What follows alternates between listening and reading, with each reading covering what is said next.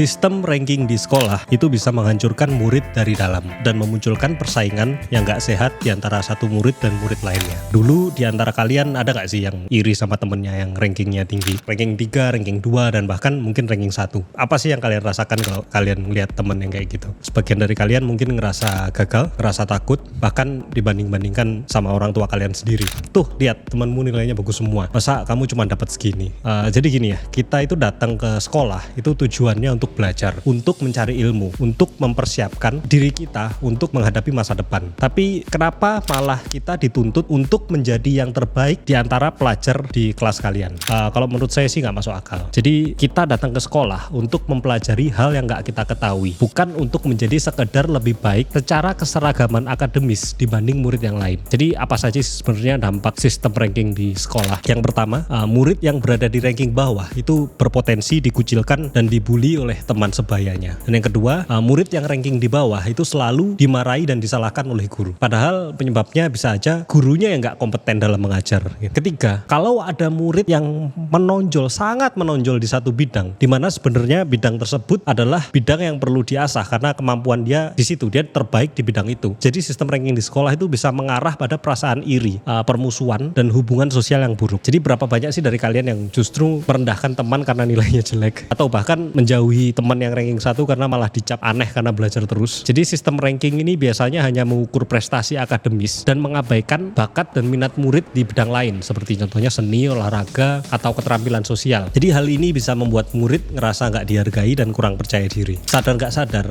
jadi sistem ranking sekolah ini seringkali membuat murid fokus pada kegagalan mereka daripada mencapai keberhasilan. Ketika seorang murid terus-menerus berada di peringkat bawah, mereka bisa aja ngerasa bahwa usaha mereka itu nggak pernah cukup dan bahwa mereka selalu gagal. Selain itu, namanya anak sekolah ya, yang masih tergolong anak-anak, itu mereka yang masih tumbuh dan berkembang kemampuan dan fungsi otaknya. Murid tuh seringkali membandingkan diri mereka sama teman-teman sekelas yang mendapat peringkatnya lebih tinggi. Hal ini bisa menurunkan rasa percaya diri mereka dan membuat mereka merasa kurang berharga. Belum lagi ada potensi kemunculan sifat egois dari murid ranking tinggi yang bersikap masa bodoh dengan temannya. Gak berniat membantu jika temannya yang lain bertanya karena takut disaingi. Sedikit cerita ya, jujur ya, saya dulu waktu di masa sekolah, saya itu gak pernah dapat ranking yang 1, 2, 3, 5 besar aja gak pernah. Tapi juga saya bukan murid yang rankingnya jelek banget gitu juga enggak gitu. Jadi saya tengah-tengah. Dulu saya pernah minta tolong ke salah satu teman yang rankingnya atas, minta tolong dibantu ketika ujian. Ya memang itu bukan hal yang benar.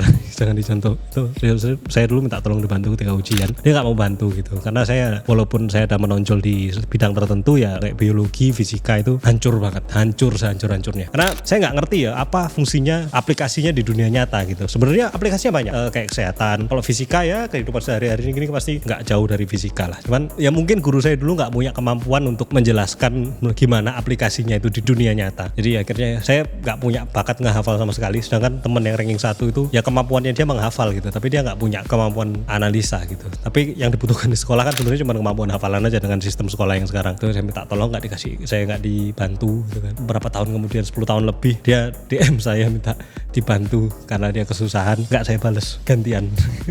Jadi dari yang saya amati itu juga sekarang banyak anak-anak yang mendewakan nilai, mempersiapkan diri untuk ikut ujian dengan menghafal kisi-kisi ujian yang diberikan oleh guru, lalu melupakan isi ujian tersebut selesai bahkan 1 menit setelah ujian berakhir.